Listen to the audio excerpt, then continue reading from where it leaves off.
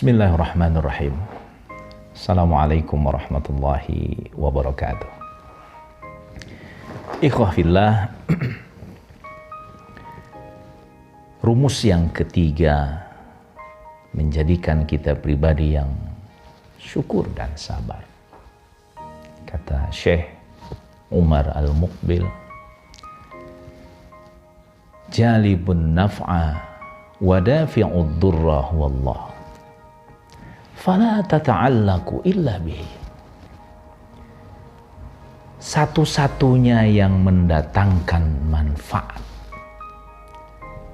dan juga yang menolak madarat hanya Allah saja. Tak ada yang lain. Maka bergantunglah hanya kepada Allah saja. Jangan kepada yang lain. Seringkali ikhwah, kita seringkali berkeluh kesah kepada manusia. Ketika kita diberi ujian oleh Allah atau musibah atau apapun namanya, yang itu merupakan ketidaknyamanan, seringkali yang kemudian kita dahulukan adalah kita curhat kepada teman kita, kepada saudara kita, atau bahkan kepada orang lain yang kita tidak kenal. Seringkali kita memperhatikan bagaimana kemudian media sosial, status-statusnya itu dipenuhi dengan keluh kesah setiap hari. Kita tidak habis pikir bagaimana setiap pagi ketika bangun pagi orang sudah menyampaikan keluh kesahnya dan dibaca oleh orang lain. Apakah itu memberikan manfaat? No, sama sekali tidak. Bahkan boleh jadi kemudian akan mendatangkan persoalan yang lain. Paling tidak orang lain akan memandang kita pribadi yang cemen, pribadi yang tidak memiliki kekuatan. Hendaklah apa yang harus kita sampaikan keluh kesah itu hanya kepada Allah Subhanahu wa Ta'ala saja. Allahus Samad, Allah tempat bergantung kita. Karena memang yang memberikan segala sesuatunya dan yang menahan madarat hanyalah Allah Subhanahu wa Ta'ala saja. Tidak ada yang lain. Bahkan makhluk-makhluk halus sekalipun, jin misalnya, mereka tidak akan bisa mengganggu kita ketika tidak diizinkan oleh Allah. Ini tauhid banget, ikhwah fillah. Ini persoalan yang sangat mendasar di dalam keimanan kita. Menjadikan Allah Subhanahu wa Ta'ala sebagai zat yang kita bergantung kepadanya dalam segala hal.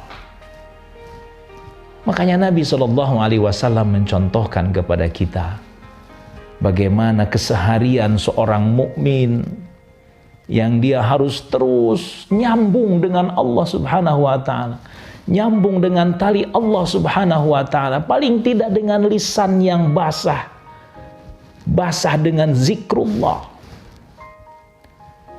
Ini yang diamanatkan oleh sahabat Rasulullah yang paling dekat, Sayyidina Abu Bakar As-Siddiq.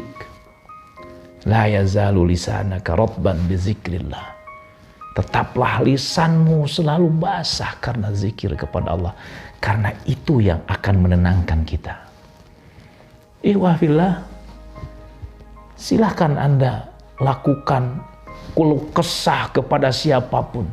Apakah itu akan kemudian mendatangkan manfaat, ketenangan bagi jiwa kita? Atau suatu saat Anda kemudian melakukannya dengan melakukan kontemplasi, merenung di tengah keheningan malam, kita berkeluh kesah kepada Allah Subhanahu wa Ta'ala, berzikir, memperbanyak istighfar karena kelalaian kita, karena kemaksiatan yang banyak kita lakukan. Lalu tak terasa air mata menetes. Wah, itu luar biasa, ikhwah. Luar biasa ketika kita berkeluh kesah kepada Allah. Sampai-sampai kemudian air mata mengalir dari sudut mata kita. Kata Nabi, orang yang seperti ini adalah orang yang kelak dia akan memperoleh keistimewaan dari Allah Subhanahu wa Ta'ala, termasuk di antara 7 golongan yang kelak akan mendapatkan naungan dari Allah Subhanahu wa Ta'ala di hari yang tidak ada naungan kecuali naungan dari Allah. Orang yang memohon ampun kepada Allah, lalu tak terasa air matanya mengalir dan dia menikmati itu. Kembali menjadi pribadi yang syukur dan sabar. Pahami, yakini bahwa jalibun naf'a wa dafi'ud dharra huwa Allah. Fala tata'allaqu illa bil. Fala tata'allaqu illa bihi. Yang mendatangkan manfaat dan mudarat itu hanya Allah. Maka janganlah bergantung kecuali hanya kepadanya. Mudah-mudahan bermanfaat, ikhwah.